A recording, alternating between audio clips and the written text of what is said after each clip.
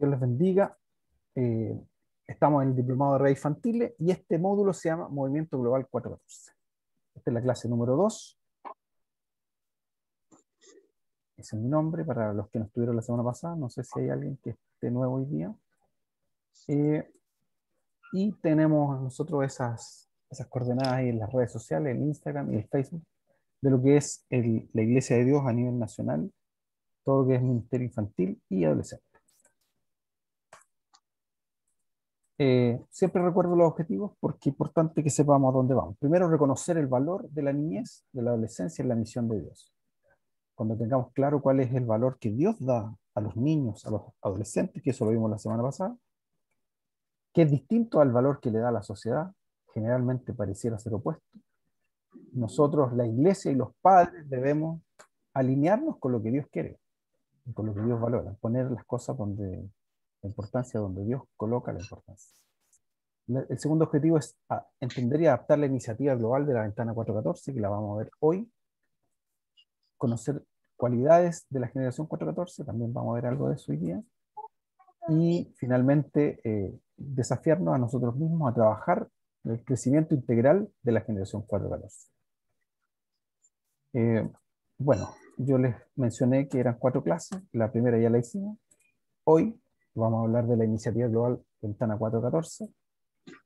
En la siguiente clase vamos a hablar de la educación cristiana y el discipulado para los niños y adolescentes. Y en la última clase vamos a ver el rol de la iglesia y de los padres en la generación 414. Hoy día vamos a ver el tema de la evaluación. Varios me sugirieron ahí que diera la fecha. Vamos a tratar de ordenar. En realidad soy muy disperso. Trato de ordenarme en algunas cosas. Vamos a hacer tengo una imagen de la semana. Vamos a hablar de la ventana 414, la misión y visión, el desarrollo cognitivo y moral, las características de la generación 414. Eso es lo que vamos a ver hoy día. Y partimos con la evaluación, que a muchos no les quedó claro. Primero, hay 3 resúmenes, el 1, el 2 y el 3, que son al final de cada clase, y ustedes lo tienen que enviar antes de la siguiente clase. O sea, el primer resumen tenían que haberlo mandado ayer, 13 de abril, el segundo el 20 de abril, el tercero el 27 de abril. ¿Ya? Esos son los resúmenes de la clase 1, 2 y 3. Y eso vale 20% de la nota nomás. Es un porcentaje bajo, pero importante. Después la tarea de las estadísticas. Buscar 2 estadísticas chilenas relacionadas a la generación 414. Y eso es un 30% de la nota. Una estadística es un gráfico, ¿cierto? Con algún indicador y una explicación. Ahí yo les decía tasa de embarazo, niño en riesgo social, niño en el Sename, pobreza, abandono, cualquier indicador que ustedes conozcan, salud, deserción escolar, obesidad, drogadicción, abuso infantil, embarazo adolescente, ideología de género, autismo, inmigración, contenido, televisión, trabajo infantil, cualquier indicador que ustedes encuentren. Y en el último trabajo, bueno, ese es para la próxima semana, ¿ya? La próxima semana, las 2 estadísticas. Y en la última clase, que puede ser de pares, pero también si no encuentran a alguien, pueden hacerlo solos, para el día 28, un trabajo final que vale la mitad de la nota, el 50%, que es identificar una necesidad de la generación 414, cualquier necesidad, y proponer 3 alternativas. Yo no sé si ustedes ahí pueden proponer 3 alternativas de solución. No una solución, 3. Cosa de poder avanzar en eso y ojalá sea implementable, algo que sea viable. Si decimos no, hay que traer dinero de Estados Unidos, a lo mejor no es viable. Tienen que ser soluciones viables. Y por último, una puntualidad, una décima por puntualidad. ¿Ya? Hasta ahí el tema de la evaluación. ¿Hay alguna duda, pregunta con respecto a la evaluación? Antes de Sí, pasar. yo tengo una consulta. Por ejemplo, ya, ahora deberíamos el 21, ¿cierto? De entrega, o 20 creo que es la otra semana, no me acuerdo. ¿Ya?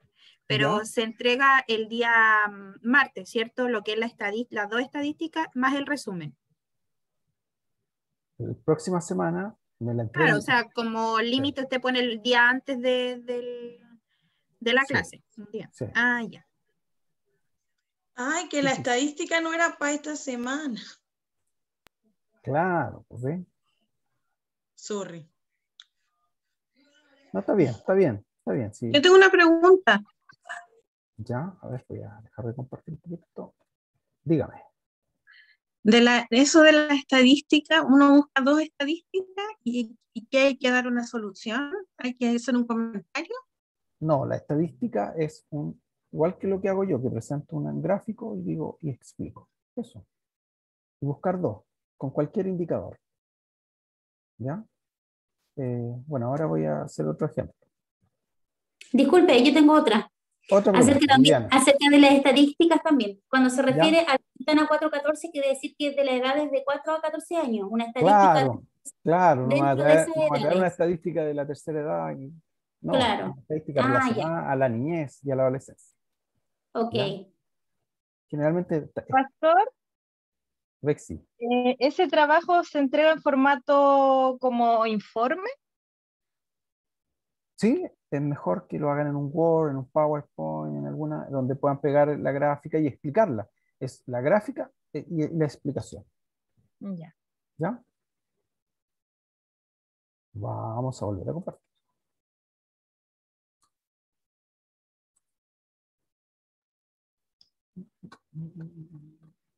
¿Por qué no me muestran las caritas de ustedes? Se me pierden sus caritas.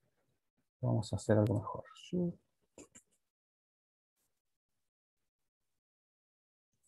Cuando comparto pierdo la visibilidad.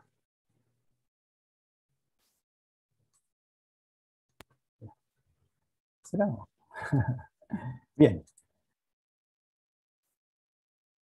El resumen. De sus resúmenes saqué algunas ideas y de lo que yo tenía también. Pastor, Resumen de, dígame. perdón que lo interrumpa, me tuve que salir de la clase porque se me pegó el internet en el computador y ahora estoy mientras tanto en el teléfono y me voy a pasar al computador ahora porque ¿Sí? no sé qué me pasó, se me quedó pegado, me empezó a sonar feo y me asusté No, no hay para problema. no perder, para no perder clase. No hay problema. Gracias. Ya. El resumen. La semana pasada vimos el valor de los niños y adolescentes, ¿cierto? El valor que tenía para la sociedad, el valor que tenía para Dios y cómo lo veía la iglesia. ¿Ya? Primera idea, los niños y los adolescentes son la esperanza para el mundo, son agentes de cambio. Y esa es una idea clave que tiene que tener usted, que los niños y adolescentes son la esperanza para este mundo. No hay otra esperanza. La gente que ya tiene su edad, la gente que ya está con una idea preconcebida, es bueno que trabaje, es bueno que haga cosas buenas, pero los niños están recién, ellos tienen todas las posibilidades. Las que nosotros ya descartamos, ellos están hoy día en su mayor apogeo. No podemos seguir llegando tarde con el mensaje del Evangelio. Yo les decía la semana pasada que un niño está en la escuela dominical porque lo trae su padre, a algunos les encanta la escuela dominical, a otros no. A los adolescentes muchas veces vienen forzados, pero cuando ellos cumplen 13, 14, 15, cuando ellos empiezan a tomar decisiones por sí mismos, ya no quieren ir a la iglesia, ya no se quieren conectar, ya no quieren estar en esto. Es por eso que debemos entregarle el mensaje del Evangelio antes de los 14 años. Los niños y adolescentes pueden cumplir la misión de Dios hoy. Sí, ellos pueden trabajar, ellos pueden hacer cosas, ellos pueden predicar, ellos pueden orar. ¿Por qué? Porque son personas, para Dios son importantes. ¿Alguna vez ha visto orar a un niño? La fe de un niño generalmente se refleja, es cierta, es una fe sincera. No como nosotros que a veces creemos, no creemos, estamos ahí dudando. No, los niños si creen, creen. No van a andar con dualidad. Y la iglesia debe invitar a Jesús. Valorar lo que Dios valora. Darle importancia a los niños.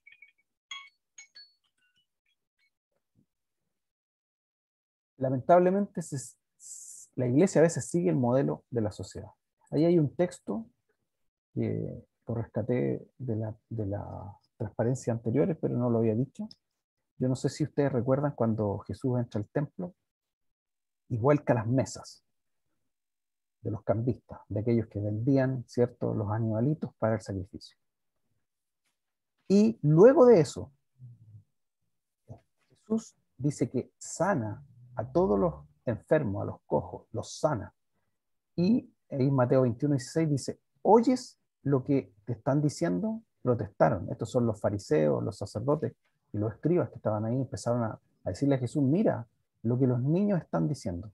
Claro que sí, respondió Jesús. ¿No has leído nunca los labios de los pequeños y de los niños de pecho? ¿Has puesto la perfecta alabanza? Lo leí en la versión NBI. ¿Por qué? Porque cuando Jesús hizo sanidades, los niños empezaron a gritar, Hosana al Hijo de David, Hosana al Rey, Hosana al que viene en el nombre del Señor. ¿Qué estaban haciendo los niños? ¿Cuál era la promesa para los judíos? ¿Cuál era la promesa para el pueblo judío? ¿Qué estaban esperando el pueblo judío? ¿Qué esperaba? ¿Alguien que me pueda ayudar ahí? ¿Qué esperaba el pueblo judío?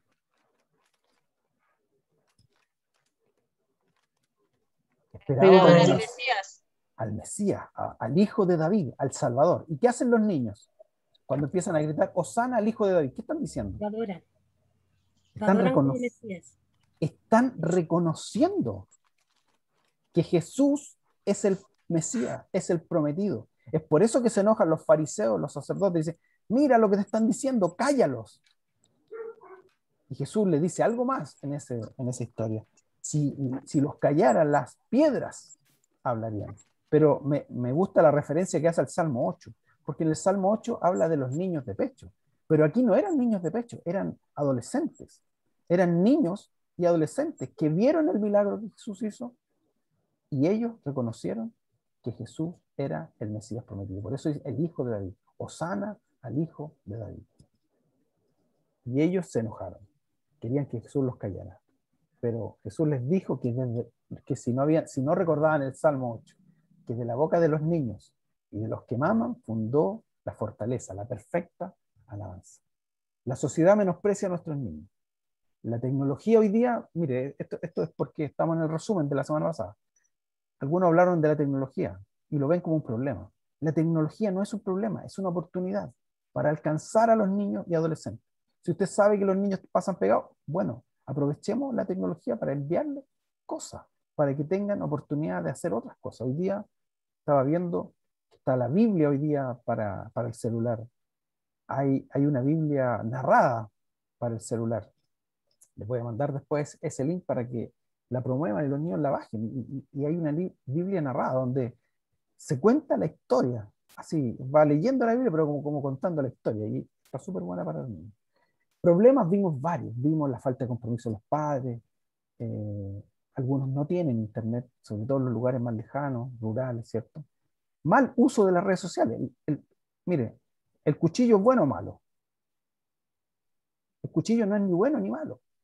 El bueno y el malo, el que usa el cuchillo, el que lo usa bien, el cuchillo es bueno, pero el que lo usa mal va a ser malo. Pero las cosas no son ni buenas ni malas. Las redes sociales no son ni buenas ni malas. El problema es el uso que se les da. Y aquí hay que enseñar a usar estas cosas, a sacarles provecho, no para perder el tiempo. Violencia intrafamiliar, maltrato infantil, llámese físico, psicológico, verbal, sexual, espiritual, cuadros de estrés, sobre todo en este tiempo, ¿cierto? Vimos las noticias que hoy día los chicos, no solo los niños están siendo afectados, los adolescentes también, porque ellos quieren ver a sus amigos, ¿cierto? Y toda esta cuarentena, toda esta pandemia hace que ellos se depriman algunos. Hay mucha ansiedad, crisis de pánico. Y en algunos casos de algunos adolescentes, ustedes saben que la estadística mayor de suicidio en Chile son los adolescentes. Los adolescentes tienen ideas suicidas. Y es porque no se sienten queridos, porque se sienten mal con su cuerpo o porque sufren de bullying. En las dudas que ustedes me anotaron, alguien me puso por qué la iglesia no se preocupa de la madre adolescente, por qué la iglesia no hace esto. ¿Quiénes son la iglesia? Cada vez que ustedes hagan esa pregunta o escuchen esa aseveración, ustedes tienen que cambiar la pregunta. Porque la iglesia somos nosotros. Sí. Entonces, cuando usted diga, ¿qué está haciendo la iglesia? Diga, ¿qué estoy haciendo yo por las niñas embarazadas? ¿Qué estoy haciendo yo por los niños desamparados? ¿Qué estoy haciendo por los niños? Yo soy la iglesia, todos nosotros, cada uno de ustedes somos la iglesia. La iglesia somos las personas, no es el lugar físico. Por lo tanto, ¿qué está haciendo usted? ¿Qué está haciendo sus hermanos? Eso es la pregunta que tiene que hacerse. En mi iglesia tenemos miles de actividades para niños. Los chicos tienen exploradores, tienen escuela dominical, tienen talleres, tienen banda musical. Usted sabe lo que va a hacer con esos chicos. Si Dios nos da herramientas, si Dios nos da una idea, tenemos que trabajar esa idea. El libro de Eclesiastés dice que todo lo que nos venga a la mano para hacer, tenemos que hacerlo. ¿Hasta dónde tenemos que llegar con los problemas de los chicos? Hasta donde Dios me permita llegar. Si Dios me dice que tengo que ir a su casa y orar, que tengo que llamar a su papá y no lo hago, obviamente estoy pecando. Pero si Dios me da la oportunidad y puedo hablar con su papá, puedo hablar. Ahora ya si los papás no hacen caso, ya no hay nada que hacer. Pero usted tiene que trabajar hasta donde tenga las posibilidades. ¿Hasta dónde actuamos? Hasta donde Dios nos permita actuar. La verdad es que 1 hora a la semana es muy poco, porque influenciamos, pero es importante. Es muy importante, porque es la palabra de Dios la que nosotros presentamos. Es cierto, hacemos juegos, hacemos cosas entretenidas, y los chicos nunca se olvidan de eso. Bueno, y si no sabemos manejar la tecnología, oye, hay gente que no sabe manejar la tecnología, entonces no puede mandar audio, no puede mandar video, no puede mandar actividades, ¿cierto? Pero a la antigua, mande carta, dibujo, obsequio, cualquier cosa que le diga al niño, que estamos preocupados por él. ¿De dónde saco la encuesta? De la UNICEF, de la encuesta CACEN, de la Mideplan. Hay miles de lugares donde hay encuestas. Y en la sugerencia me dijeron, por favor, cuando pida yo la opinión, ojalá el comentario no dure más de 1 minuto, que todos tengan oportunidad, así que les voy a pedir que algunos, si van a comentar, sea breve, y que les demos también oportunidad a todos, ¿ya? Para que todos opinen. Quiero irme con esta idea, ¿no? Que Dios no nos da más carga de la que podemos llevar. Lo importante es que mientras nosotros nos sintamos en paz, estemos tranquilos con el Señor, hagamos lo que tenemos que hacer. Dios no nos va a dar más carga de la que podemos llevar. No somos superhombres, no somos superhéroes. Somos hijos de Dios, y a veces imperfectos, pero Dios nos usa igualmente. Bien, la imagen de la semana fue esta, porque alguien me dijo, pucha, hablemos de estadística actual, y justo la semana pasada, en el diario de la Tercera salió este reportaje que hablaba de lo que hablamos la semana pasada. La otra secuela de la pandemia, número de nacimiento, que va del 2021, es el más bajo de los últimos 10 años, lo mismo que estábamos hablando. En los últimos 3 meses, que fue enero, febrero, marzo, solo nacieron 27.000 niños, cuando normalmente venían naciendo 40.000, 39.000. Este verano nacieron menos niños. Y se había previsto, decían algunos estudiosos, que a lo mejor con la pandemia iban a haber más nacimientos, pero fue al revés. La gente se frenó, prefirió no tener hijos, por miedo, tal vez por las circunstancias, por las situaciones que se viven dentro de los hogares, las problemáticas, los espacios, el internet, preocuparse de todas las cosas. Bueno, yo no sé usted, pero a mí me tocó cocinar, lavar los platos, ayudar a mis hijas en sus tareas, me tocó de todo, y trabajar en línea. Yo creo que muy pocos tuvieron la oportunidad de estar tranquilos en casa. ¿Cierto? Y ahí está anual. Esa es la tasa anual de natalidad. Venían naciendo 200.000, 230.000, 220.000, 220.000. Hubo un aumento el año 2018, miren, fue extraño. Un aumento en los nacimientos. Pero el año 2020 cayó un 7,7%. Y vamos a ir al primer video que les tengo preparado. Que me dice si lo ven, voy a ampliar la pantalla. Sí lo vemos. ¿Y escuchan? Hay una ventana que Escuchamos. tal vez te gustaría conocer. No es la clase de ventana que te permite ver el cielo. Es una ventana que se abre en el corazón de un niño. Una ventana de tiempo, porque más del 70% de todas las decisiones para recibir a Cristo suceden durante esta ventana de tiempo, de 4 a 14 años. Y aquellos que aceptan a Jesús durante esta ventana de tiempo tiene más probabilidades de mantener la fe. Esto es sorprendente, ¿verdad? Jesús dijo, a menos que sean como niños, no entrarán en el reino de los cielos. Entonces, aquí está una gran pregunta. Si el 70% de todas las decisiones para recibir a Cristo suceden durante la ventana de 4 a 14 años, ¿por qué la iglesia promedio enfoca solo el 3% de sus recursos en esto? ¿Recuerdas cuando los niños se acercaron a Jesús? Sus discípulos dijeron, no molesten al maestro. Los discípulos miraron hacia abajo, pero Jesús se arrodilló y vio ventanas abiertas, corazones abiertos, mentes abiertas, que necesitaban de su amor. Y les dijo, dejen que los niños vengan a mí, porque el reino de los cielos es de quienes son como ellos. De hecho, una y otra vez en las Escrituras, Dios vio el potencial en los niños. Como David, un simple pastorcito elegido por Dios para matar un gigante. Samuel, un niño que Dios llamó en la noche para ser profeta. Miriam, que salvó a su hermano Moisés para que él pudiera salvar el pueblo de Dios. Y Jesús, a la edad de 12 años, revelando su gran sabiduría a los adultos. Donde el mundo ve inmadurez o insensatez, Dios ve ventanas abiertas, corazones tiernos, confiados, que responden a su liderazgo. Pero los niños de hoy necesitan nuestra ayuda. En el mundo, 1 billón de niños, la mitad de todos los que existen, sufren la pobreza económica. Mientras tanto, niños en los países desarrollados viven en pobreza espiritual. Solo el 3% ven la vida desde una perspectiva bíblica, pero podemos traer esperanza. 4 de cada 5 niños tienen hambre de Dios y podemos ayudarlos a encontrarlo y despertar el corazón de fe que Dios ve en ellos. Hoy tenemos una oportunidad increíble de llevar el amor de Dios a millones de ventanas abiertas. Niños en casa y alrededor del mundo receptivos a la verdad.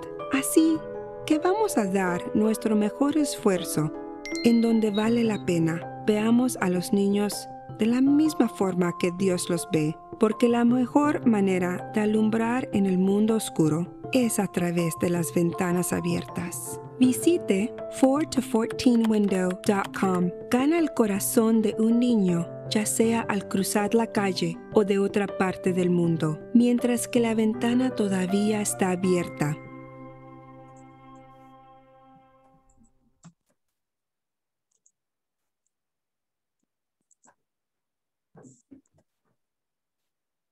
Es el video de promoción de la ventana 414 de Compasión Internacional, y ahí dan una página donde te puedes encontrar más videos. Hay muchos videos de ventana 414.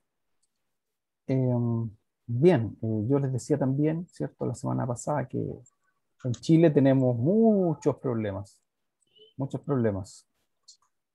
Y partiendo porque ya dijimos que había baja natalidad, ¿cierto? Pero también nuestros niños están solos en casa. Hay papás que a pesar de la pandemia, que a pesar de todo, tienen que salir igual, y tienen que dejarlos solos, ¿cierto? Antes de la pandemia era peor, porque todos se criaban solos en casa. Los hijos crecían y uno no sabía dónde estaban, o estaban en cualquier parte, o uno asumía que estaban en el colegio.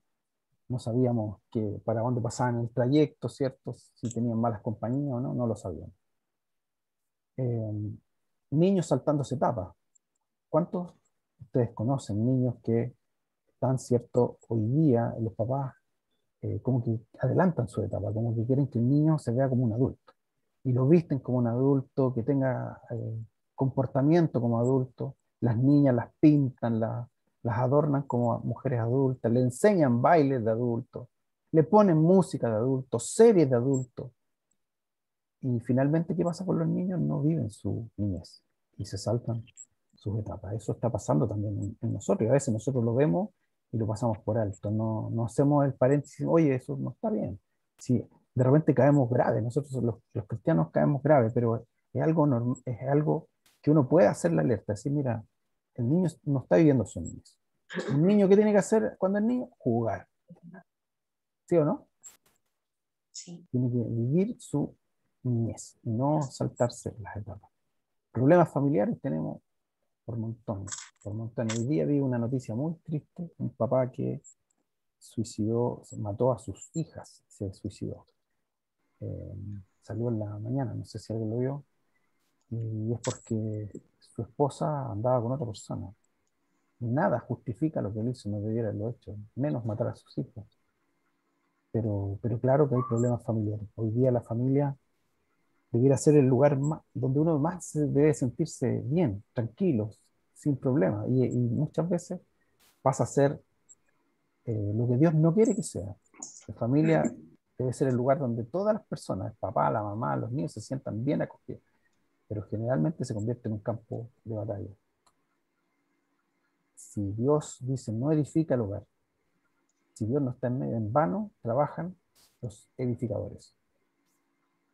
Bueno, abandono, y como dijo nuestra hermana la semana pasada, bueno, abandono emocional, abandono psicológico, abandono de crecimiento, los dejamos ser.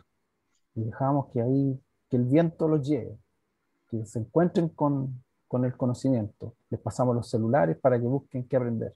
No les decimos nosotros qué es lo que tienen que aprender. No les decimos cómo se tienen que comportar. Los dejamos solos. Nuestra educación en Chile es pésima. Los colegios públicos son malos. Hay excepciones, hay excepciones. Usted me podría decir, no, el colegio aquí de mi región es excelente. Sí, hay colegios públicos muy buenos, pero ojalá todos fueran así, y no son así.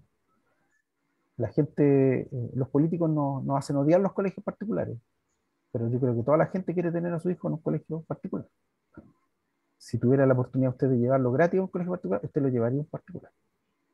No creo que nadie. De hecho, ellos mismos no llevan a su hijo a colegios públicos. Ellos pagan el Santiago College, ¿cierto? Y pagan millones para que sus hijos estudien en colegios particulares. Y odian la educación particular porque dicen, es injusto. Pero todos los colegios tienen que ser así. No todos tienen que ser públicos, que es lo que se legisló hace 3, 4 años, que todos los colegios tienen que ser públicos. Y ahí estamos en progresión. ¿Y cuál es la excusa que usaron? Que el copago, que el lucro, que los colegios lucraban con la plata. Entonces, todos tienen que ser públicos. El problema es que no han mejorado ni la calidad, ni la carrera de los profesores, no han mejorado nada. Políticas sociales tenemos muchas hoy día. Tenemos el tema de la ideología de género. Tengo un libro que me regalaron, que es de la ideología de género. El tema del aborto, que también se mencionó la semana pasada. Y el tema hoy día que se está discutiendo, la autonomía progresiva, que los niños puedan decidir de ellos. A cierta edad van cumpliendo como objetivo y ya los papás no pueden involucrarse en sus decisiones. Hoy día no se ve eso, no se ve bien. Y no es nuevo, en realidad esa no es la educación sexual de mañana, esa es de hoy. El año pasado, el antepasado, le entregaron libros a los jardines infantiles Nicolás y sus dos padres, y libros que hablan de hoy día de que ya no, el tema no es hombre ni mujer, sino puede ser cualquier cosa. Y por ahí hay un video que ridiculiza este tema, porque están los binarios, no binarios, los trans asterisco, no sé, a los que se enamoran de los árboles y todo, pues tiene para escoger ahí el niño. Y bueno, y tiene que ver esto con la autonomía progresiva, porque finalmente lo que buscan ellos es que el papá no tome algunas decisiones por su hijo, sino que el niño pueda decidir. ¿Pero qué va a decidir si no? Se están formando.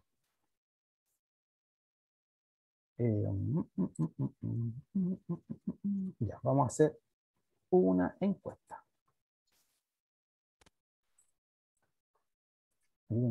Si quiere opinar, me abre el micrófono nomás y me dice. Votación. Hermano Luis, ¿Sí? Bueno, hay muchos temas aquí que pueden ser abordados, pueden ser opinados, pero yo, por ejemplo, voy a opinar en la educación de mala calidad. Como usted mismo dijo, hay colegios de mala calidad, pero Pésimo. sí, pero yo veo que la escuela pública, hay muchas escuelas públicas también que no puede ser pésima en característica material, pero la enseñanza muy buena, ¿ya? Pero lo que falta ahí en la educación es la parte de los maestros, de los profesores, que muchas de las veces no tienen tanta preocupación con los niños. Enseñar solamente está ahí porque tiene un contrato de trabajo y quiere seguir ahí en el colegio. Entonces pasa con que el colegio sea malo. Yo, por ejemplo, aquí en mi casa tengo ejemplo de mi esposo que trabaja en un colegio subvencionado y mi suegra que trabaja en un colegio municipal. Entonces, el colegio municipal que mi suegra trabaja es visto como un colegio de mala calidad.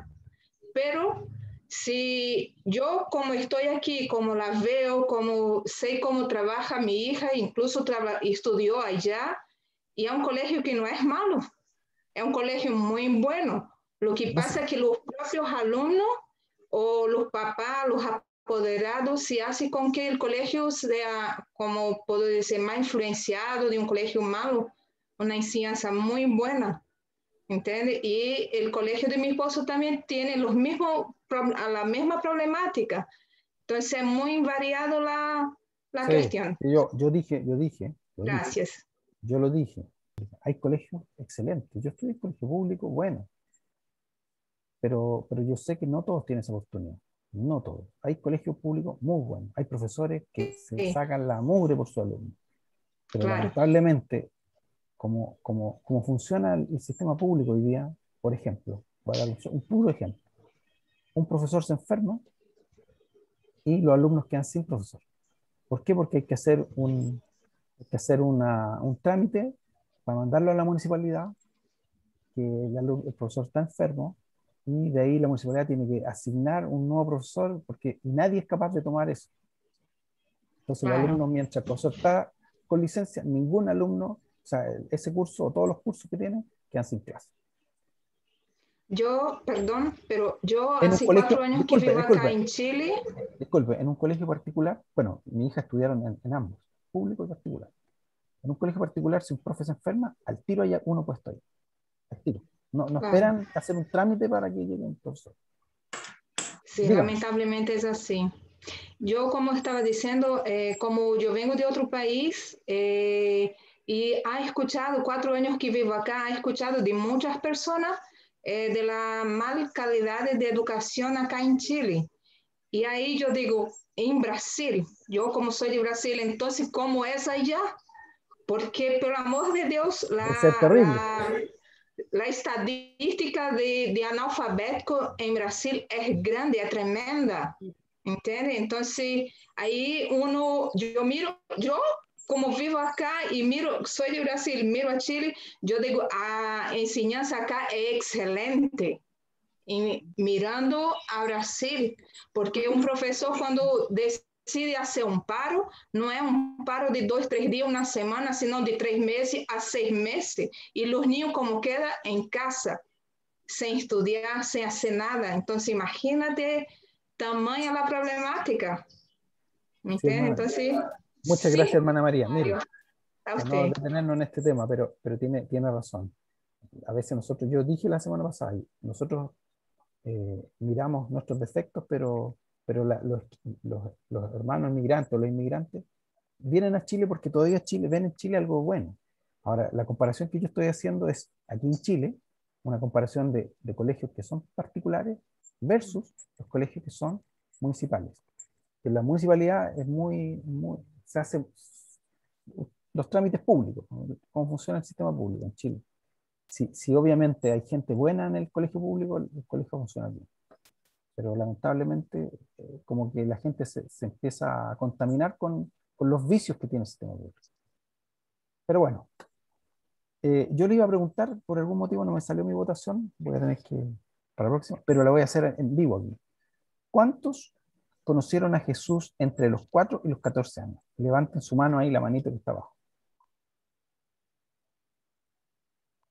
Cuando digo conocer es aceptar a Jesús, no, porque usted, si nació en el Evangelio, ni siquiera sabe en qué momento, pero los que hicieron una decisión, cuando dijeron, realmente yo ahora sí que sigo a Jesús, lo sigo. ¿Quiénes?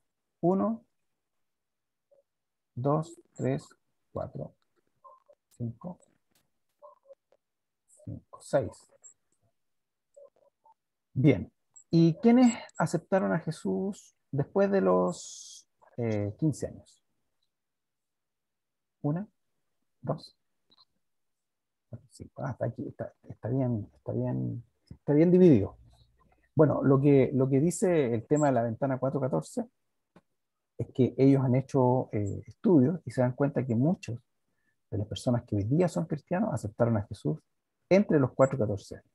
Eso no quiere decir que alguien a los 15, a los 16, a los 20, a los 30, a los 40, porque Dios hace lo que quiere. Eso no significa que alguien no va a aceptar a Jesús a esa edad, pero es más fácil que un niño entre los 4 y los 14 años dedique su vida a Jesús. De hecho, no sé si ustedes conocen al pastor Israel Miranda, el director antiguo del seminario. Él recibió el llamado a ser pastor a los 9 años. A los 9 años el Señor lo llamó a pastorear, a los 9 años. En el caso mío, yo recuerdo muy bien, yo no soy nacido en el Evangelio, yo entregué mi vida a Jesús cuando joven, pero cuando yo era niño había una iglesia que trabajaba cerca de mi casa, pasaban a buscar a los niños todos los días domingos y pasaban por las calles haciendo ruido, con guitarras, trompetas, y nos invitaban a una iglesia pequeñita que había ahí. Y nos hacían escuela dominical. Pero en esa escuela dominical me acuerdo que había juegos, títeres, lecciones. ¿Qué edad tenía yo? 8 años. Y yo recuerdo, participaba en obras de teatro. Y yo recuerdo que, como mi familia era católica, era como mi mejor recuerdo de juventud. Cuando yo acepté a Jesús lo hice a los 20 años. Pero lo primero que vino a mi memoria fue la iglesia pequeñita de los 8 años, que ya habían sembrado en mi vida el Evangelio. Hermano Bien. Luis, ¿Sí? quería hacerle un comentario. Yo también participaba en la escuela bíblica cuando era chiquitita ¿Ya? y yo iba por necesidad a la escuela bíblica, por un pan que daba mi pastora y por un vaso de leche, porque en mi casa no había para comer. Entonces, yo iba por necesidad de alimentación y resulta que después que a medida fui creciendo, fui hasta los 12 años. Después ya me descarrilé, porque mi prima empezó a ir a la iglesia católica y la verdad que empezó como, no, vamos para allá y la cuestión, que vamos a hacer la catequesis, no sé qué y todo. Y después de eso me alejé a los 12 años, después volví por mi hijo, porque yo fui madre adolescente.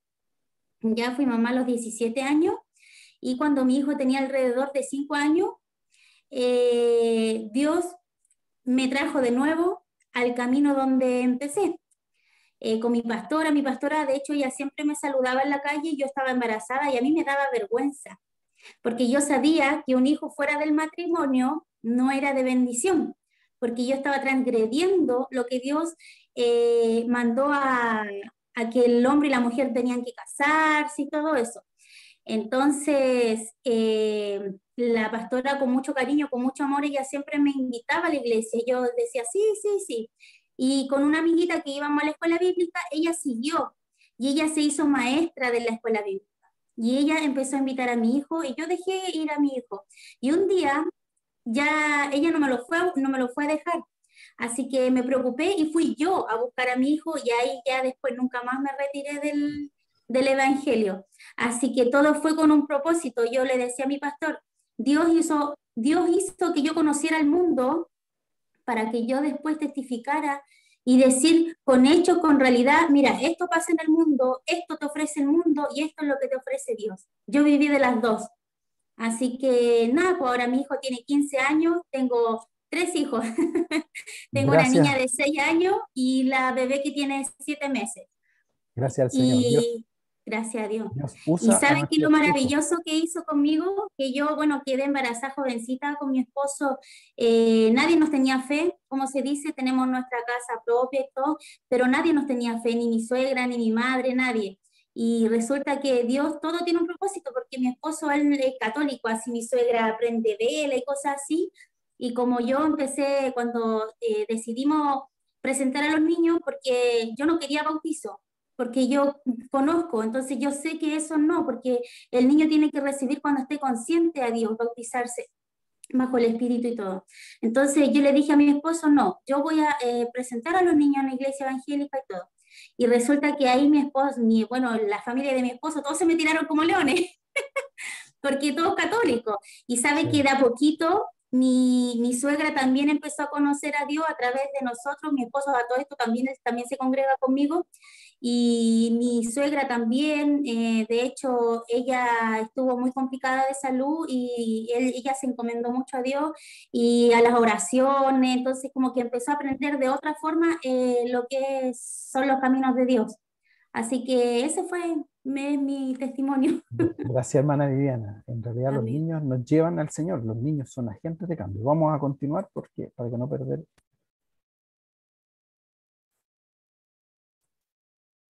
Bien, esa estadística que está ahí es lo que los que vieron este tema de la ventana 414, ellos se dieron cuenta que entre 0 y 4 años, muy pocos, entre 4 y 14, muchas personas conocían a Jesús. Y ya a medida iba avanzando la edad, menos gente aceptaba el Evangelio. ¿Ya? Vamos a avanzar. ¿Qué es la ventana 414? Y aquí, siempre que de repente escucho hablar personas de la ventana y no saben lo que es la ventana. Entonces, usted se lo tiene que grabar en su mente y en su corazón. Louis Bush fue el creador de la ventana 414, de la visión global ventana 414. Louis Bush dice, debemos trabajar juntos para levantar las nuevas generaciones. Bueno, aquí hay un poco de biografía de él. Él nació en Argentina, pero creció en Brasil. Se graduó en la Universidad de Carolina del Norte en Economía. En el 86 sirvió como presidente internacional de la agencia misionera llamada Partners International. Bush también lideró un movimiento misionero llamado Comiban de Latinoamérica. Y él primeramente empezó a hablar de lo que era no sé si usted escuchó hablar de misiones hace 10, 15, 20 años atrás, y cuando hablaban de la ventana 1040. La ventana 1040, los países menos evangelizados del mundo, los países no cristianos. Él inició ese movimiento de la ventana 1040. Esta idea ayudó a miles de cristianos, millones de cristianos a enfocarse en la región del mundo con mayor sufrimiento humano combinado con la menor exposición al evangelio. Ese fue Louis Bush. Pero se dio cuenta de algo. Él vino a Chile en el año 2010, 2011 y hizo un evento de ventana 414 aquí en Chile.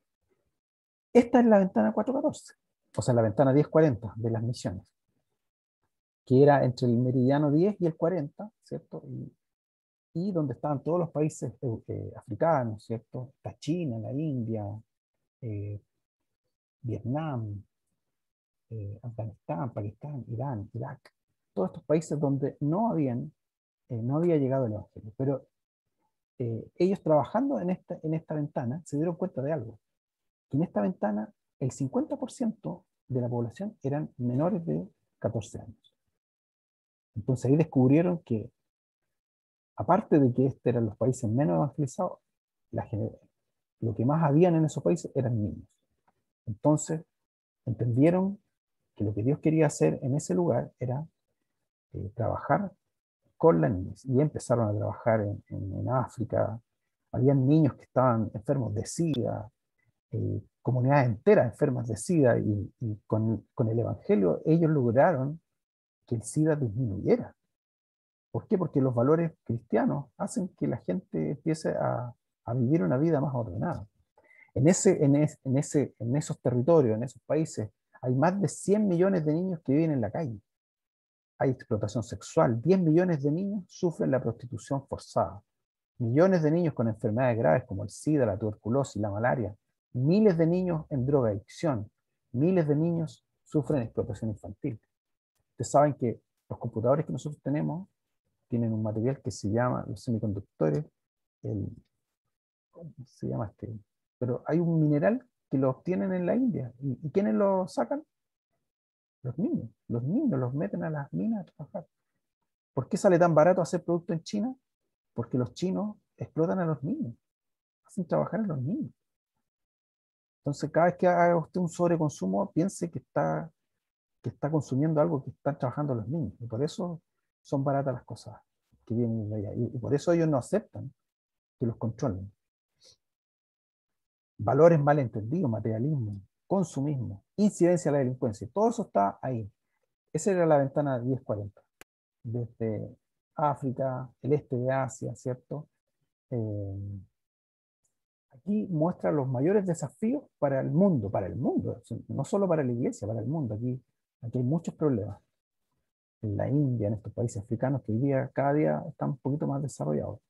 Ustedes saben que la internet en China está restringida, Google está restringido.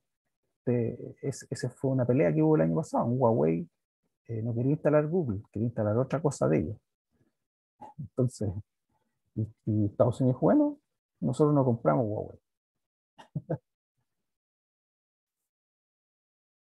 Y esta es hoy día la ventana 414. Pero la ventana 414 no tiene que ver entonces ahora con un tema geográfico.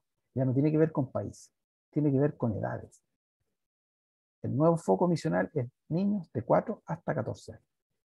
Y aquí está el mapa, ¿cierto? Donde muestra dónde hay más niños y dónde hay nada de niños. Por ejemplo, las zonas verdes hay muy pocos niños. La zona amarilla, donde estamos nosotros, Chile, hay entre un 20 y un 30%. Yo quiero decirle que aquí en Chile hay un 20% de niños entre 0 y 14 años. 20, no más. Y ahí esa franja amarilla es 20 y 30. 30 a 40 son los naranjos. Y 40 a 50 los rojos. Y ahí se da cuenta usted que en África, hay en el sector de Arabia, hay muchos niños. La mitad de la población es infantil.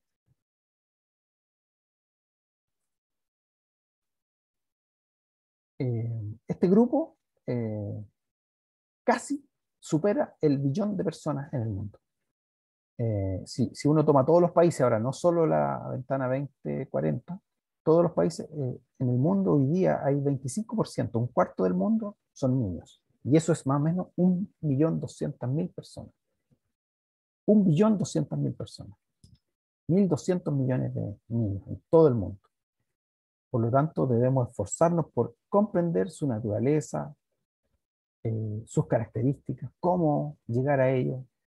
Entonces hoy día el mundo pasa ya no a ser un campo misionero geográfico, sino un campo misionero de un tipo de personas. Son el grupo de personas más receptivos del planeta, la generación 414. Y ellos establecieron obviamente un propósito, una misión. Y ellos definieron su misión como movilizar al cuerpo de Cristo. ¿Cuál es el cuerpo de Cristo? La iglesia, nosotros. Para invertir en alcanzar, equipar, facultar la generación 414 para maximizar su impacto transformacional. ¿Saben cuándo empezó esto? ¿Alguien sabe el año?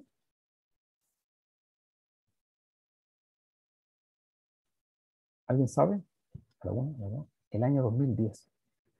Y ya cumplimos 10 años que se empezó a promover esta visión.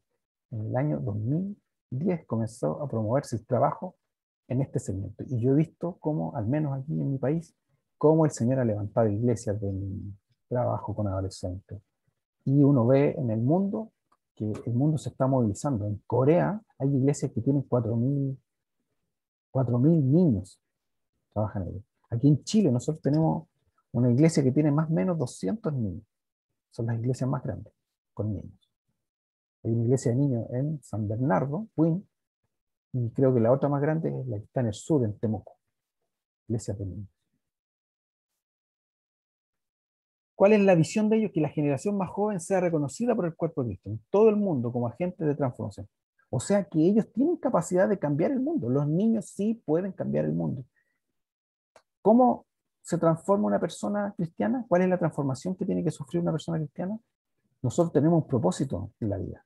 Tenemos que parecernos a Jesús. Ese es el cambio que tiene que haber. En 2 Corintios 3:18 dice, así que todos nosotros, que con el rostro descubierto reflejamos como un espejo la gloria del Señor, somos transformados a su semejanza, con más y más gloria por la acción del Señor, que es el Espíritu. Somos transformados, tenemos que ser transformados a parecernos cada día más a nuestro Señor Jesús. ¿Por qué niños de 4 a 14 años? No sé si ustedes saben la historia de la iglesia evangélica, pero aquí en Chile, la iglesia evangélica comenzó con campos blancos con niños. Fueron gente que por años trabajó, ¿cierto? Evangelizando y con grupos de niños, y después se formaron las iglesias. ¿Qué pasó entonces? ¿Por qué hoy día no vemos esos grupos de niños? ¿Por qué hoy día vemos la iglesia transformada en algo para adultos? Bien, a ver si tengo aquí. Bien. Opiniones. Aquí voy a abrir los micrófonos. Cuando digo generación, ya saben que estoy hablando de los niños, de 4 a 14 años. Bueno, ahí, pastor, recuerdo que usted igual nos mencionaba que los niños entre esas edades estaban más, eran más sensibles a la palabra del Señor.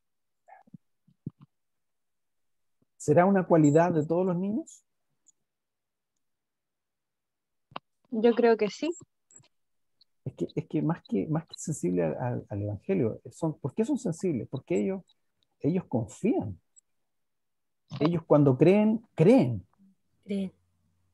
Cuando tienen fe, tienen fe. Cuando oran es porque creen. Son auténticos, no como, Sí. Eso, como muchas veces los eso me adultos. gustó. Eso me gustó. Sí, son más Auténtico, auténticos y verdaderos. verdadero. Otras cualidades. ¿Quién quiere participar? Alguien que no haya participado. Cualidades de los niños, características. Yo, ¿Quién dijo yo? Hermana Erika. Erika. Sí. Una de las cosas que yo aprendí siendo voluntaria en una sala cuna es que los niños desde los 3 años en adelante y creo que hasta los 5 años es cuando completan sus conexiones neurológicas en el cerebro. Entonces todo lo que es cognitivo, todo lo que es que ellos pueden aprender y recibir, recepcionar, tienen un lapso de tiempo corto, y entonces eso es algo que es bueno para nosotros que estamos aprendiendo ahora esto, porque sabemos que disponemos de un tiempo. O sea, nos favorece a nosotros saber que disponemos de un tiempo, pero cuando los niños, la semana pasada había una hermana que hablaba sobre el abandono emocional. Los niños que sufren abandono emocional no hacen esas conexiones neurológicas en el cerebro, sino que son como cables cortados. Y por eso es que nosotros debemos preocuparnos del niño, porque esto está enfocado netamente a la niñez, pero también de que esos niños no estén sufriendo, no estén siendo, en este caso, dañados por el enemigo, para que completen su desarrollo neurológico y puedan ser receptivos a la enseñanza. Entonces, usted le preguntó a la hermana anterior, ¿usted cree que todos los niños pueden tener las mismas capacidades?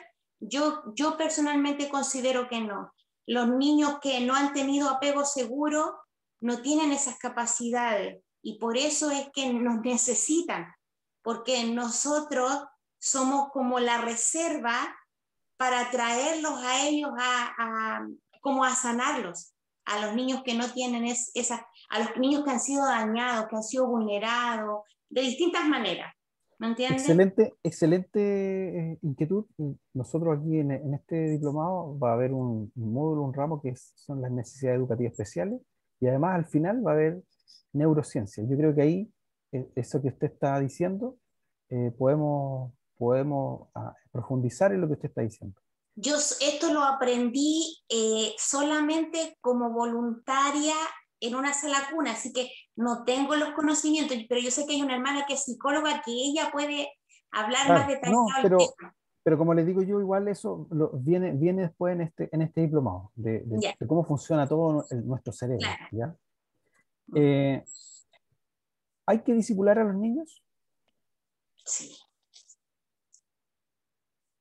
Porque hay gente que dice, mira, no lo vamos a contaminar con la religión desde pequeño. No les vamos a hablar de Dios, porque la idea es que ellos solo conozcan a Dios. No sé si he escuchado eso. De hecho, una de las cosas que me decían a mí en mi trabajo, me decían, no, pero es que a ti te condicionaban de chico. Yo acepté a Jesús a los 20 años. Es cierto que tuve un lapso entre 8 y 9 años que me llevaron a la iglesia, pero no mis papás, fueron otras personas. A mí nadie me condicionó para la religión, para la fe. Yo acepté a Jesús a los 20 años. Y claro, y eso lo usan porque ellos creen que los únicos que son evangélicos son los hijos de evangélicos. Que el evangelio hoy día como que no es efectivo, que no hay gente que llega nueva y que se convierte el Señor de la nada. Ignoran el poder de Dios, que finalmente no es una condición. Nadie porque ellos piensan que nosotros no pensamos, que nos cortaron la cabeza. Pero la Escritura nos dice que debemos pensar, que debemos creer, debemos dar razón de nuestra fe. ¿Reciben los niños el bautismo del Espíritu Santo? Sí. Sí. ¿Quién dice que no? Quiero saber. ¿O quién duda? ¿Quién tiene la duda? ¿Alguien tiene una duda al respecto? ¿Nadie? Miren, quiero leerles 2 versículos solamente. Porque nosotros la iglesia a veces nos olvidamos. No sé por qué no leemos bien la Biblia. Dice Marcos 16:15. Y les dijo, id por todo el mundo y predicad el evangelio ¿a quién? A toda criatura. ¿Y los niños están exentos? No. No. Pero ¿por qué a veces predicamos solo a los adultos? En Hechos 2:17 dice, y en los postreros tiempos, dice Dios, derramaré de mi Espíritu Santo sobre toda carne. ¿Están exentos los niños? No. Y vuestros hijos y vuestras hijas profetizarán. Vuestros jóvenes verán visiones, vuestros ancianos soñarán sueños. El Espíritu Santo está prometido para todos. Así que no se asombre si un niño es bautizado en el Espíritu Santo. No se asombre, porque está prometido para todos. Seguimos. El desarrollo moral versus el desarrollo cognitivo. Y aquí les voy a mostrar un videito. ¿Qué es el desarrollo moral? Es el desarrollo de los principios y valores. Hay una etapa de la vida en que desarrollamos nuestros principios y valores. Y después de cierta edad, esos principios y valores ya no hay vuelta. Y eso es entre los 4 y los 14 años de edad. El desarrollo cognitivo sigue evolucionando siempre. La línea blanca que está ahí es el desarrollo cognitivo. O sea, acá abajo está la edad, uno va creciendo y va aprendiendo más. Pero el desarrollo de principios morales, éticos, después de los 12 años, el chico tiene claramente identificado cuáles son sus valores, sus principios, su fe, su religión, su identidad. Vamos a ver un videito.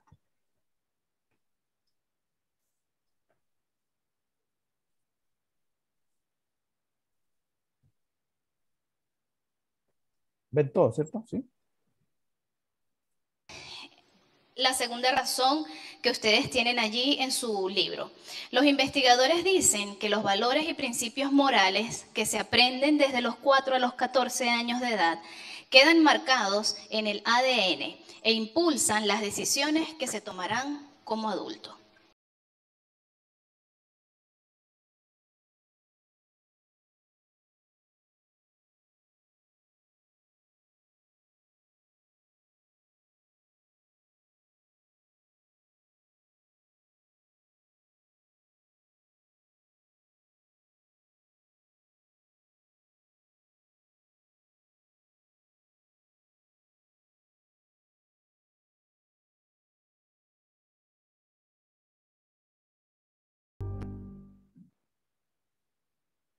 Estos 2 cilindros van a representar a Clara, ¿ok?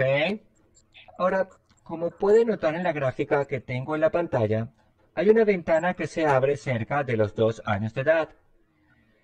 Está completamente abierta hasta los 10 y comienza a cerrarse hacia los 16 años de edad. Esta ventana va a ser representada por esta lámina móvil que voy a abrir y cerca de los 10 años de edad comenzará a cerrarse, ¿ok?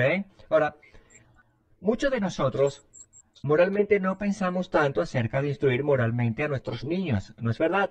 Frecuentemente esto ocurre al azar. Y si nosotros de cualquier manera los instruimos moralmente, la mayoría de las veces lo hacemos a través de la disciplina.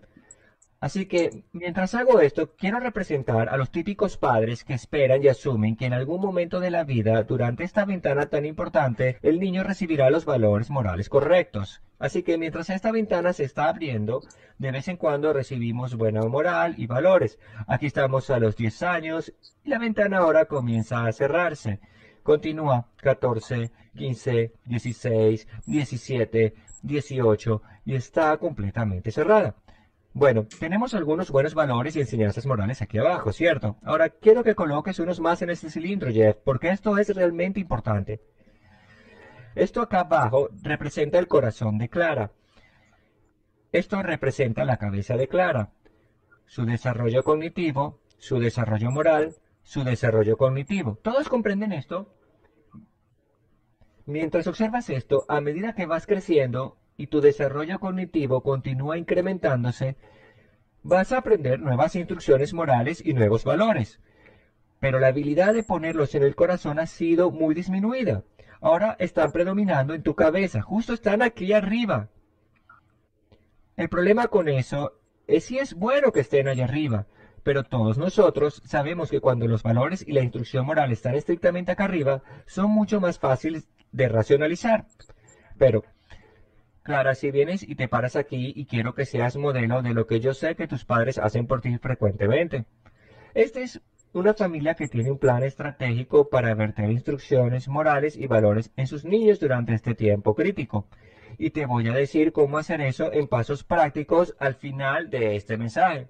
Entonces, Jeff, aquí voy. Ahora estoy abriendo la ventana. Edad 1, 2, 4, 6, 10. Ahora comienza a cerrarse. 14, continúa. 16. Y aquí vamos. Ahora, obviamente, ninguno de nosotros es perfecto, por lo que no podremos colocar todos los valores y enseñanzas morales del universo en nuestros niños durante este tiempo. Pero espero puedas ver la gran diferencia entre este y aquel, y allí, y aquí. Y aquí está lo importante.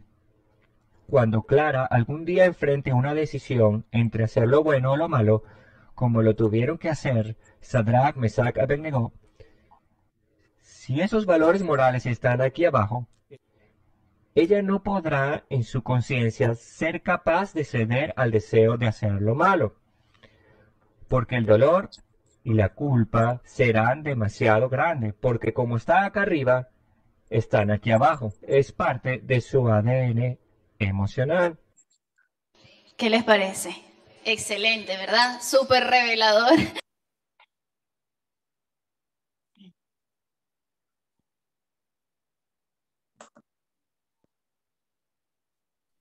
No sé si se dieron cuenta, pero tiene que ver entre el saber y hacer. Si nosotros sembramos tempranamente los valores y los principios en nuestros niños y adolescentes, ellos van a saber qué hacer en la vida. Pero cuando se los enseñamos tardíamente, los tienen aquí, solo aquí, no aquí. Por lo tanto, y nos pasa a muchos cristianos que sabiendo hacer lo bueno, no lo hacemos.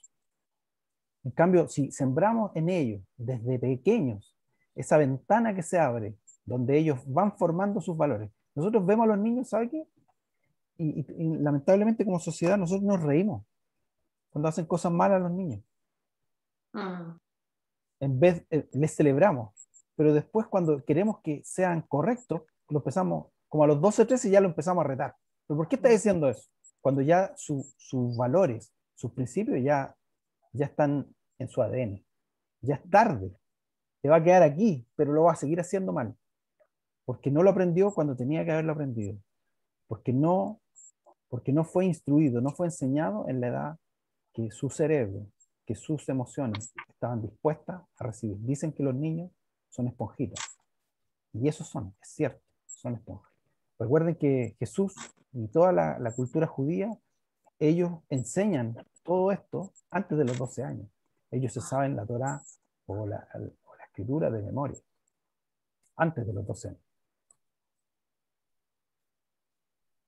Y es el mismo Dios que nos dice, ¿cierto? Hablarás de esto con tus hijos antes de acostarte, al levantarte, yendo por el camino. Tenemos que nosotros reforzar el mensaje, los principios cristianos en ellos mientras son pequeños. Bueno, ustedes dieron características. Yo voy a nombrar algunas acá. Desde los 0 a los 4 años es una época de formación de la cosmovisión del mundo. Ellos en su mente dibujan el mundo. Su cerebro se desarrolla hasta el 90%. Siempre mi mamá me mostraba que decía, mira, aquí está abierto el cerebro. Cuando las guaguitas tienen como blandito, pero empieza a cerrarse como la mollera. Eso es indicación de que el cerebro se está formando y está abierto al desarrollo. Lamentablemente nosotros perdemos el tiempo. Hoy día la ONU y todos estos movimientos extraños ya saben que sí, y ellos por eso están tratando de imponer esta educación extraña que están llevando a los jardines, porque ellos saben, ellos usan este tiempo, ellos no pierden su tiempo, quieren cambiarle a nuestros hijos que no sepan si son hombres o si son mujeres, sino que ellos tienen que decidir en alguna etapa de su vida. Es una época de formación. Bueno, después tenemos de los 4 a los 6, el 85% de la personalidad adulta se define en eso. O sea, si su hijo o su nieto o su sobrino ya tiene más de 6, ya definió su personalidad. Así va a ser. De hecho, ¿cómo se llaman este grupo? Los jesuitas decían, muéstreme un niño a los 7 y tal va a ser el hombre. Así como es ahora a los 7, ese es el carácter, esa es la forma. Dicen que el pic es justo 5 años, 5 años, como el pic así que si usted tiene un hijo, sobrino de 5, está en la edad precisa. Ahí despierta su entendimiento moral. Antes de eso no sabe lo que es bueno o lo que es malo, pero a los 5 años despierta eso, lo que es bueno, lo que es malo. Todos sus valores morales entre los 4 y 6 se forman para toda la vida. A los 9 años ya sus cimientos morales están formados, toda su creencia, todo lo que ellos van a pensar de lo bueno o lo malo, a los 9 años ya no tiene vuelta. Y de los 11 a los 13 definen su identidad espiritual, qué es lo que ellos van a creer, cómo ven el mundo y qué van a creer y qué no van a creer. ¿Ya? Hoy día, en esta época postmoderna, una generación nos puede destruir todo eso. Hoy día, yo creo que ustedes han visto videos de que se está tratando de deconstruir, de empezar de abajo y de deconstruir la sociedad, de decir que los valores cristianos están pasados de moda, y obviamente lo están logrando, porque ¿qué institución queda hoy día que sea de confianza? La iglesia, cada vez que hay oportunidad en los medios, ridiculizan a la fe cristiana, no son objetivos porque muestran solo lo malo, no muestran lo bueno de las iglesias. Más razones. Debemos enfocarnos en la generación 414 porque Dios se enfoca en ellos. Están incluidos en la Gran Comisión. Ya le leí el texto de la Gran Comisión. Ellos están incluidos en la Gran Comisión. También pueden ser bautizados con el Espíritu Santo. El Espíritu Santo también es para ellos. Recuerden que María, cuando visitó a su prima, Elizabeth, mamá de Juan el Bautista, tenía 6 meses de embarazo, María, o sea, Elizabeth, y María estaba recién embarazada, ¿cierto? Fue a visitar a su prima. ¿Y qué pasó cuando ella entró? ¿Qué pasó con el bebé en el vientre? Con Juan el Bautista. Saltó en el vientre. Fue bautizado con el Espíritu Santo. Con el Espíritu Santo. El Espíritu. Fue llena del Espíritu Santo. Elizabeth fue llena del Espíritu Santo, llena, desde el vientre. Ahí para algunos que todavía defienden el aborto. Ni los médicos defienden el aborto. Si la mayoría de los médicos están en contra del aborto. Si era una idea de los políticos, de las ideologías. Los médicos, ellos estudiaron para salvar vidas, no para matar vidas. De hecho, el gran problema que tuvo esta ley que aprobaron fue que los médicos se opusieron por un tema de conciencia a no matar niños, porque ellos saben que la vida está ahí, la ciencia ya reconoce que la vida está desde el principio. Son parte importante del cuerpo de Cristo, son nuestros hermanos pequeños. Ay, dice y sabe que es literal. Hay del que haga tropezar a uno de estos pequeños, dice la Escritura. Son el grupo más receptivo, ya vimos en Mateo, ¿cierto? Vimos en Mateo que ellos reconocieron que Jesús era el Mesías prometido. Son llamados por Dios y necesitan ser discipulados, necesitan ser enseñados. Nuestra cultura occidental, lamentablemente, no pone esa atención de poner la identidad, la fe en ellos. Los orientales, los musulmanes, ellos apuestan a esa edad y a los niños, ¿cierto? Les inculcan su fe desde pequeños. Es el grupo más receptivo y moldeable. Y una pregunta interesante, ¿y pueden escuchar la voz de Dios? Sí. Y está la historia de Samuel. Elí, que era el sacerdote, no escuchaba nada. Y Samuel escuchó la voz de Dios. Samuel, Samuel. Y Samuel fue a Elí y le dijo, ¿me estás llamando? No, yo no te he llamado. Ve y acuéstate. Y de nuevo, Samuel, Samuel. Dios llamaba al pequeño. Después Elí se dio cuenta, él dijo, tiene que ser Dios, no puede ser otra cosa. Así que respóndele y dile, he aquí tu siervo hoy. Dios llama a los niños, Dios habla con los niños. La fe de un niño, cuando vieron que no habían panes ni peces, fue un niño el que llevó, ¿cierto? En Juan 6:9 dice, aquí está un muchacho que tiene 5 panes de cebada y 2 pececillos. ¿Qué es esto para tantos? Dijeron los discípulos, ¿y esto para qué sirve? Y el niño, cuando dijeron no hay comida, y el niño fue con 5 panes, 2 peces, ¿qué pensaba ese niño? Que con eso iba a alcanzar. Sí, pues, él pensaba que lo que él tenía alcanzaba para todo, porque es un niño. Y Jesús hizo que eso fuera cierto. Piensan en grande. Piensan en grande. Y Jesús hizo que eso fuera cierto. Porque alcanzó para todo y sobraron 12 cestas. Ellos son miembros de la iglesia. Responsables. Ellos son parte del discipulado. Recuerden cuando dice Efesios 6:1, hijos, obedeced en el Señor a vuestros padres porque esto es justo. ¿Por qué hay que enseñarle entonces? Hay iglesias que dicen, no, si no son, entonces ¿por qué hay que enseñarle? Ellos pueden cambiar el mundo. Jesús a los 12 años, ¿qué estaba haciendo a los 12 años cuando se perdió en el templo? Estaba discutiendo con los escribas, con los fariseos, con los estudiosos, con los doctores de la ley. Estaba discutiendo la palabra de Dios a los 12 años. Jesús crecía en sabiduría, en estatura, en gracia con los hombres y en gracia para con Dios. A los niños les gusta compartir su fe. Mire, no sé si usted ha trabajado con niños, pero cuando hay actividad en mi iglesia, adivine quién trae invitado. Son niños. Los niños invitan a sus compañeros al tiro. Vamos a celebrar el día del niño, vamos a ver. No, te invitan. Porque a ellos les gusta que todos sepan lo que ellos creen. Y como dijo Jesús, y lo vimos la semana pasada, ellos son los modelos de creyentes. Tenemos que hacernos como niños, si no, no entraremos en el reino de los cielos.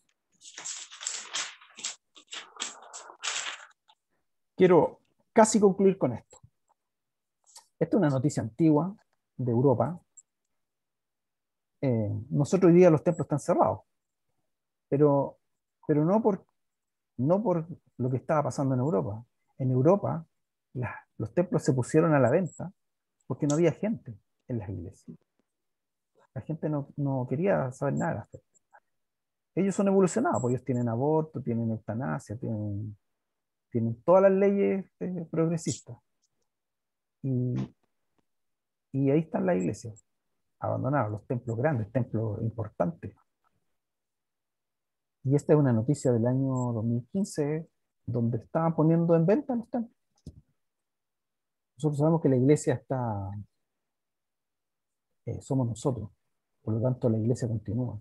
Pero en Europa los templos se cerraron porque no había gente. Y de hecho, el año pasado en Inglaterra hubo un 40% de aumento de gente que empezó a seguir a las iglesias por Facebook o por las redes sociales. Esta transmisión que hubo por las redes ayudó a que gente de Europa, que ya no iba a un templo, empezara a seguir la fe nuevamente. Gente que se reencontró con el Señor. Este es un tiempo espectacular. Gente que no estaba yendo a la iglesia hoy día está escuchando palabra de Dios a través de las redes. Ahora, yo pongo ahí, la iglesia siempre está en una generación de su extinción. ¿Por qué?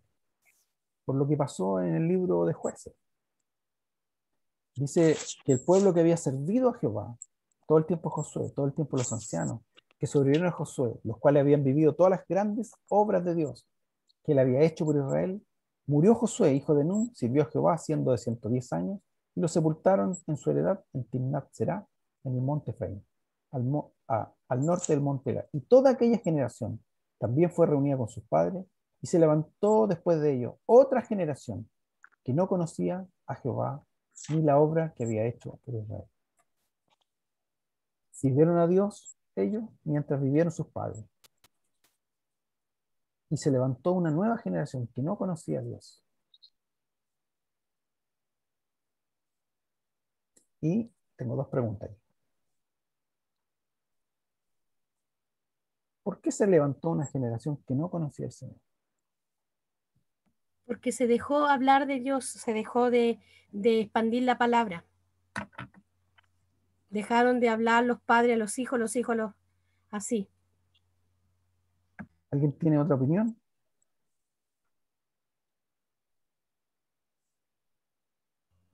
Sí, yo. Valesca. Yo creo que tiene que ver con la decadencia de la fe. Porque siento que el hablar de Dios o el hablar de algo, de tradiciones, por ejemplo, es a través de eso, pues, del hablar, del comunicar. Dios fue en ese tiempo un mito, fue reconocido como una tradición, pero decayó la fe. Siento que eso fue lo que provocó que no conocía al Dios, conocían el nombre de Jesús, porque por algo también se están presentes las escrituras, pero no conocían los milagros que Dios hacía, no lo vivieron, no tenían la relación y la comunión con Él. Yo creo que por eso es que es una generación que no conoció al Señor, porque conoció a Dios de nombre, que existía un Dios de Israel, pero no tenían esa comunión con Él, no lo sentían. Gracias, Valesca. ¿Alguien más?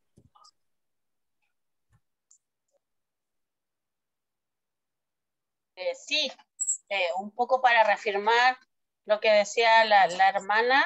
Claro, fue una generación que conoció al Señor, como dijo ella, de nombre, porque no experimentaron a Dios, no experimentaron los milagros, no estuvieron allí para ver lo que Dios había hecho. Entonces, para ellos fue como un mito.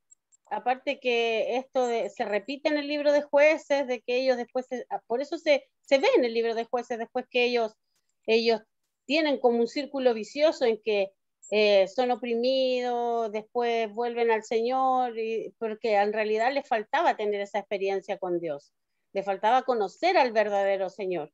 Entonces, por eso esa generación decayó, como dice la hermana, decayó en la fe. Y claro, también porque quizás, como la misma palabra decía, de que la generación de sus padres también se fue con el Señor, entonces no hubo que les traspasara las palabras de fe y le entregara lo que ellos debían conocer acerca de Dios. Entonces, por eso también ellos decayeron en su fe. Muchas gracias, hermana Sandra. ¿Se compara los tiempos? ¿Sí? Pero si volvemos al libro de Moisés, también muchos que conocieron, que vieron los milagros del Señor, también se revoltaron, se rebelaron contra el Señor. Entonces tenemos que volver al libro de Moisés también. Entonces no estoy totalmente de acuerdo con las hermanas, y sí con que dice la hermana Elcia. Pero hay una diferencia. ¿Puedo decir algo? Hermana Erika. Sí. Lo que yo pienso y creo, y por lo que dice la Escritura, ellos dejaron de ser agradecidos, dejaron de agradecer al Señor. ¿Y qué pasa cuando nosotros dejamos de ser agradecidos? Cuando dejamos la gratitud de lado, empieza la queja. Y eso pasa también en las familias. Cuando los padres se quejan, están transmitiendo un espíritu a los hijos. Y eso mata la fe. Excelente. Pero miren, no sé si lo ven ustedes, pero yo estoy mirando un poquito más allá. Cuando Dios se reveló a Moisés, esa generación adulta sabía de Dios. ¿Se acuerdan de la comparación entre lo cognitivo y lo moral y lo valórico? Sí, Ellos guardaron todo lo que Dios hizo aquí. en su razón. Pero había una generación de Moisés que son los hijos, que está Josué, Caleb, y todos ellos vieron y vivieron. ¿Qué vivieron? Vivieron lo que Dios Hicieron hizo de maná. y les quedó. Ellos Los eran niños, milagros. eran niños cuando estaban ahí. Por lo tanto, los adultos que entraron al desierto se rebelaron, querían volver. Sí. Pero ¿quiénes entraron a la tierra prometida? La nueva generación. La generación. La nueva generación. Todos los que vieron esos milagros, los que desde niños entendieron a Dios, lo conocieron, ellos entraron. Los demás no entraron. Ahora, esa generación que conoció al Señor, se le olvidó traspasarla a la siguiente. Ahora, el conocer no es solo saber. El conocer tiene que ver con el corazón, con vivir una vida de verdad. Y por eso les pregunto, hoy día, ¿se compara nuestro tiempo? ¿Estamos viviendo el Evangelio de verdad? ¿La cristiandad de verdad? ¿Nuestros hijos ven en nosotros que nosotros vivimos eso? ¿Todos los niños ven que nosotros somos de verdad cristianos? ¿O están viendo algo que es de aquí? ¿Nos estamos preocupando de las nuevas generaciones? Levantamos las manos, cantamos, lloramos, ¿cierto? Y en la casa, ¿eso le estamos entregando a nuestros hijos? ¿Le estamos entregando un conocimiento de Dios real, que lo vivan, que lo palpen, que cuando hay un enfermo oremos, que cuando hay una necesidad, un problema, hijos, Dios puede ayudarnos, oremos, juntémonos?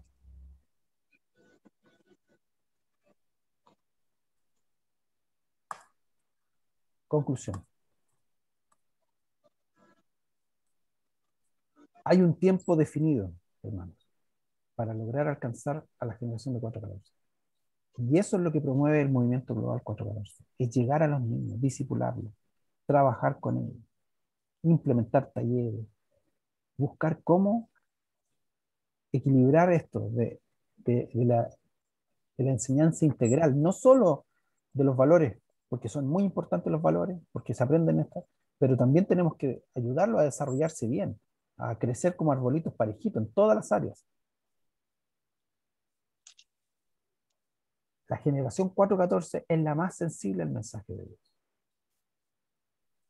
Y siempre, si su iglesia no se preocupa de la nueva generación, usted y su iglesia, su grupo, su comunidad, va a desaparecer. Van a morir los viejos, como dice ahí, no mirando despectivamente, los que son más ancianos, los demás van a morir, y los jóvenes no van a seguir.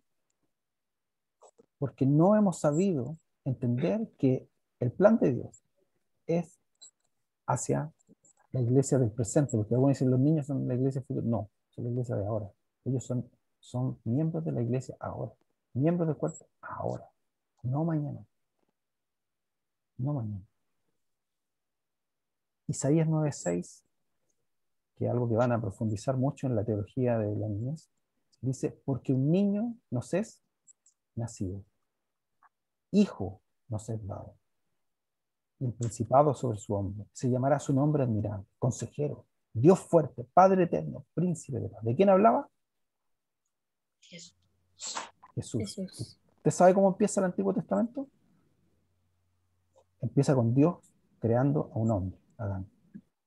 ¿Cómo empieza el Nuevo Testamento?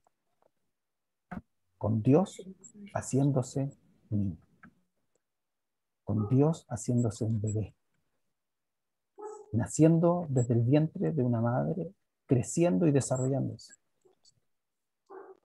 El dicho ahí es de un teólogo, dice, todo niño quiere ser hombre, todo hombre quiere ser rey, todo rey quiere ser Dios, solo Dios quiso ser niño. Pablo Hofbas, no es Pablo Hofbas. Ahí les voy a traer la referencia. Pero recuerde eso, el mismo Señor hizo vivir y nacer como un niño. Señor, gracias te doy en esta tarde, gracias por mis hermanos, Gracias por este día, por esta enseñanza. Te pido en nombre de Jesús que tú nos acompañes. Señor, que esta semana sea una buena semana. Bendice a aquellos que por algún motivo no se conectaron. Ayúdalos, Señor. Señor, queremos cada día aprender más de ti. Señor, bendice a mis hermanos, sus casas. Ayúdalos, Señor. Si hay dificultades, problemas, Señor, ayúdalos a resolverlos. Señor, buscándote a ti podemos resolver cualquier problema. Gracias, Señor. En nombre de Jesús. Amén. ¿Hay alguna observación, pregunta, duda antes que nos vamos?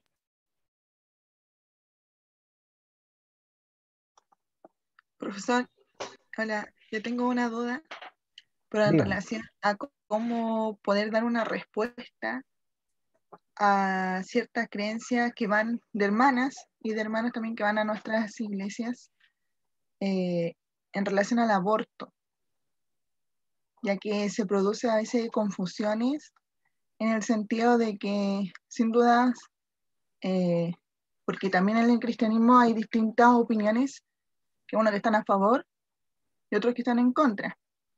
Entonces a veces se crean confusiones en relación a eso. Y mi pregunta va enfocada en relación, por ejemplo, a las pastillas anticonceptivas, que muchas hermanas toman de estas pastillas. Entonces, no sé cómo dar una respuesta en relación a esa situación, porque dicen no al aborto, pero las hermanas toman pastillas anticonceptivas para no tener hijos. Quiero... Entonces, Sí, si me queda clara la duda, hermano. Yo no soy médico, ¿ya? Así que un médico podría responder mejor, pero sí sé del tema. Lo que yo creo, y esto me viene muy personal, es que hay anticonceptivos que no son microabortivos, que evitan la concepción, que el óvulo se junte con el esperma. Y no hay problema con eso, porque usted no se juntó, no hay un aborto, no hay un deseo de perder, de matar algo, sino de evitar algo. Es muy distinto cuando usted hace un aborto, porque un aborto es tomar la vida que ahí está y acabarla. Ahora, no conozco cristianos que estén a favor. Yo he escuchado algunas ideas, pero la mayoría está en contra de no condenar, que es distinto a estar de acuerdo con el aborto. No condenamos porque no somos llamados a condenar, somos llamados a traer el evangelio de la paz, de la reconciliación con Dios. Hay dos pasajes en la escritura que son muy interesantes, que es cuando Moisés iba a nacer.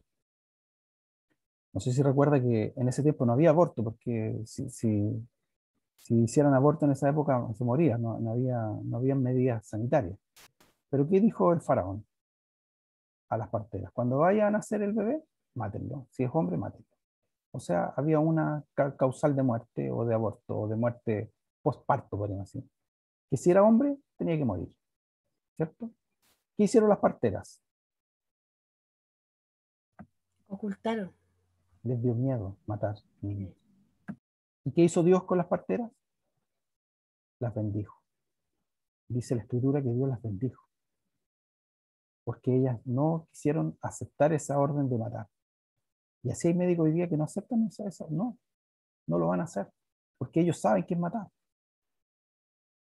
Y cada vez en la historia de la humanidad que vino algo importante a través de un niño, acuérdense que a través de Moisés vino la liberación del pueblo de Dios. Hoy día el hombre más importante después de Jesús para los judíos es Moisés. Y fue en esa época que el faraón mandó a matar a los recién nacidos. ¿Recuerdan otro episodio similar? Pastor, yo le decía la misma pregunta a mi esposo, porque yo le decía, yo soy cristiana y todo, pero si me preguntan si está a favor o en contra, yo no sé, le decía, no sabría cómo decirle. Y él me decía, es súper simple, me decía mi esposo. Solo Dios es el único que puede quitar la vida. Nadie más está facultado para hacerlo. Y esa es la respuesta. Lo que me decía él, Ni que embrión solo vieron Dios es el tus único ojos, que puede ni quitar la embrión vieron vida, tus ojos. no el ser humano. Jeremías, ¿qué dijo? ¿Qué dijo Jeremías?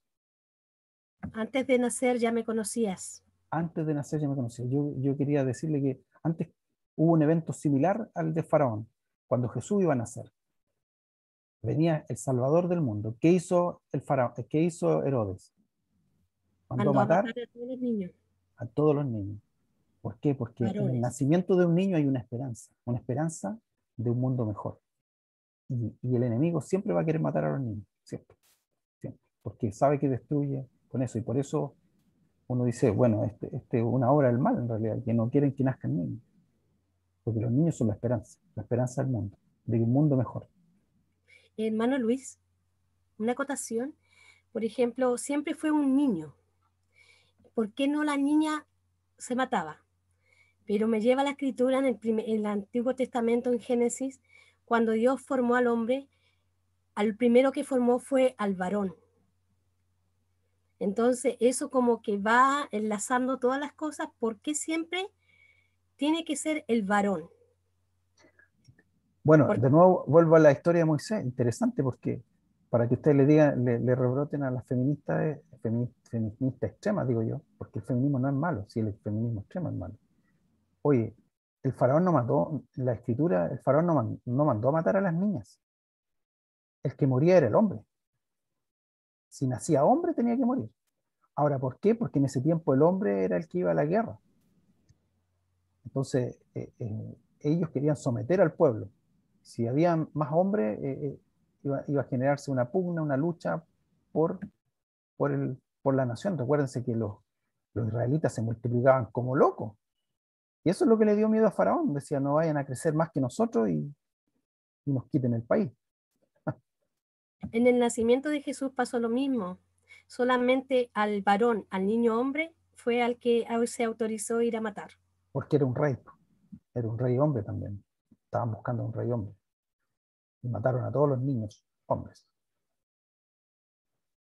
Que Dios les bendiga.